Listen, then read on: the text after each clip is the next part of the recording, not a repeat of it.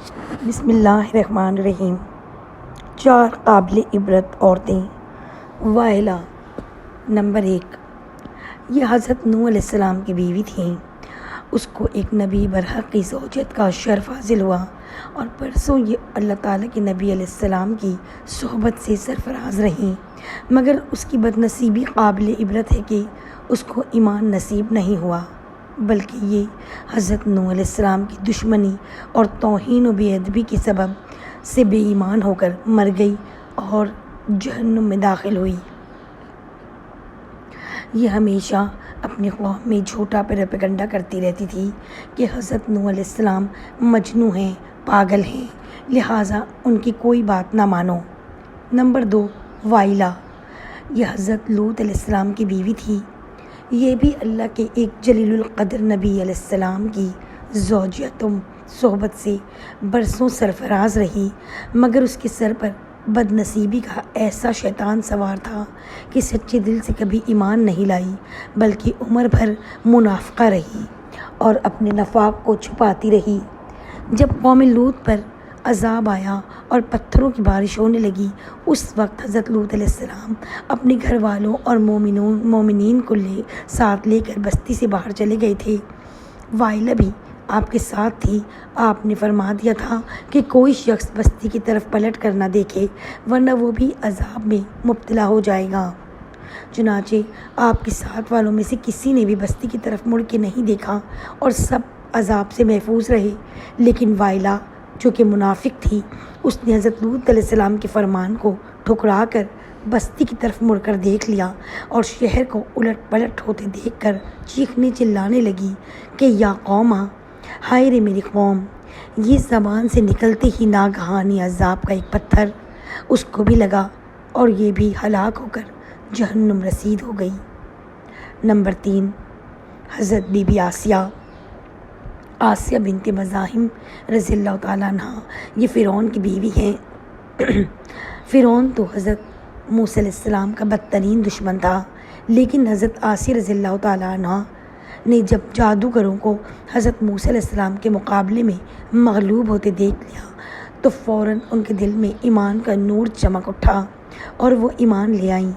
جب فرعون کو خبر ہوئی تو اس ظالم نے ان پر بڑے بڑے عذاب ڈھائے، بہت زیادہ زد و کوب کے بعد چومیخا کر دیا، یعنی 4 کوٹھیاں گاڑ کر حضرت آسیہ رضی اللہ تعالیٰ عنہ کے چاروں ہاتھوں پیروں میں لوہے کی میخیں ٹھوک کر چاروں کھوٹوں میں اس طرح جکڑ دیا کہ وہ ہل بھی نہیں سکتی تھیں، اور بھاری پتھر سینے پر رکھ کر دھوپ کی تپش میں ڈال دیا اور کھانا پانی سب کچھ بند کر دیا، لیکن ان مصائب و شدائد کے باوجود وہ اپنے ایمان پر قائم و دائم رہیں اور فرعون کے کفر سے خدا عز و جل کی پناہ اور جنت کی دعائیں مانگتی رہیں، اور اسی حالت میں ان کا خاتمہ بالخیر ہو گیا اور وہ جنت میں داخل ہو گئیں۔ اور ابن کسان کا قول ہے کہ وہ زندہ ہی اٹھا کر جنت میں پہنچا دی گئیں۔ نمبر 4، حضرت بی بی مریم بنت عمران رضی اللہ تعالیٰ عنہ۔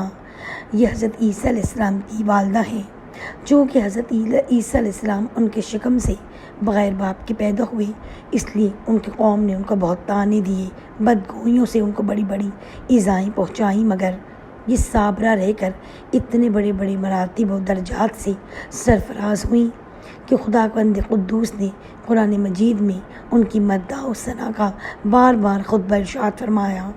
ان چاروں عورتوں کے بارے میں قرآن مجید نے سورہ تحریم میں فرمایا، جس کا ترجمہ یہ ہے کہ اللہ تعالیٰ کافروں کی مثال دیتا ہے جیسے حضرت نوح علیہ السلام کی عورت وائلہ اور حضرت لوط علیہ السلام کی عورت وائلہ، یہ دونوں ہمارے 2 مقرب بندوں کے نکاح میں تھیں۔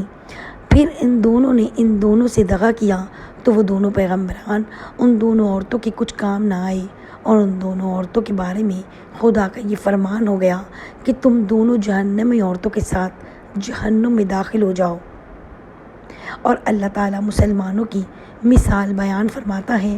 فرعون کی بیوی آسیہ، جب انہوں نے عرض کی کہ اے میرے رب، میرے لیے اپنے پاس جنت میں گھر بنا اور مجھے فرعون اور اس کے کام سے نجات دے اور مجھے ظالم لوگوں سے نجات بخش دے۔ اور عمران کی بیٹی مریم جس نے اپنی پارسائی کی حفاظت کی تو ہم نے اس میں اپنی طرف کی روح پھونکی اور اس نے اپنے رب کی باتوں اور اس کی کتابوں کی تصدیق کی اور فرمانبرداروں میں سے ہوئی۔ واہلہ اور وائلہ دونوں نبی کی بیویاں ہو کر کفر و نفاق میں گرفتار ہو کر جہنم رسید ہوئیں، اور فرعون جیسے کافر کی بیوی حضرت آسیہ ایمان کامل کی دولت پا کر جنت میں داخل ہوئیں۔ حضرت آسیہ حق ظاہر ہو جانے کے بعد اس طرح ایمان لائیں کہ فرعون کے سب آرام عیش و راحت کو ٹھکرا دیا اور بے پناہ تکلیفوں ایذاؤں کے باوجود وہ اپنے ایمان پر قائم رہیں۔ بلا شبہ یہ باتیں قابل عبرت ہیں۔